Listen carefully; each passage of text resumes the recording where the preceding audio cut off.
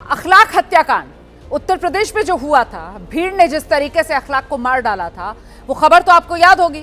इस मामले को लेकर उत्तर प्रदेश सरकार ने अदालत का दरवाजा खटखटाया था और यूपी सरकार को अदालत से लगा है जोर का झटका।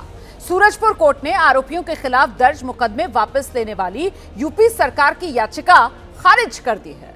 मामले में अदालत ने केस वापसी की लगाई गई अर्जी को महत्वहीन, आधारहीन मानते हुए निरस्त कर दिया है।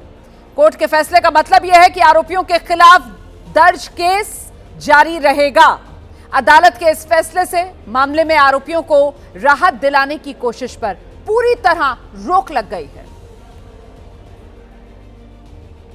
कोर्ट ने कहा कि 321 में कोई भी सरकारी वकील ने इस तरीके का कोई भी तथ्य, कोई ग्राउंड इस तरीके का नहीं है जो कि सोचा जा सके।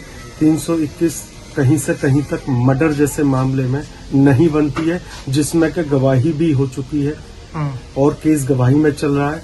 आरोप भी उसमें ये कि तय हो चुके हैं, उसमें चार्जशीट भी आई है। तो सारे चीज कोर्ट ने यह है कि मानी है।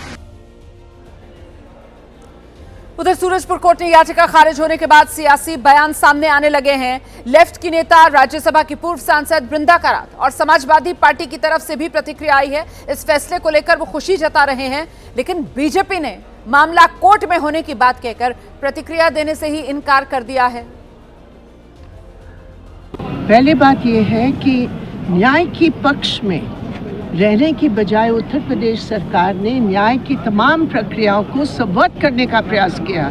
आज यूपी सरकार पर ऐसे थप्पड़ लगा है कि पूरी साजिश के साथ इतनी भयानक घिनौना केस में वो केस ही वापस लेना चाह रहे थे। क्या होता हमारे देश की न्याय के, क्या होता अगर आज जज साहब कुछ और सोचते। तो ये न्याय के पक्ष में ये अदालत ने फैसला दिया है। कोर्ट का हम कदर करते हैं और हमें इस बात का गौरव है कि हमारी कोर्टों में आज भी न्याय के आधार पर फैसले होते हैं। जहाँ तक मॉब लिंचिंग का सवाल था, सिर्फ 1 लाख ही नहीं, उत्तर प्रदेश के अंदर तमाम ऐसी घटनाएं हुई जहाँ जाति और धर्म के आधार पर हत्याएं की गई। तो अब मैटर जो है वो कोर्ट में है। अब कोर्ट में उत्तर प्रदेश सरकार गई है और उस तरफ से अखलाक के भी धर्मपत्नी ने करा है। तो अब दोनों है वो कोर्ट निर्णय करेगा।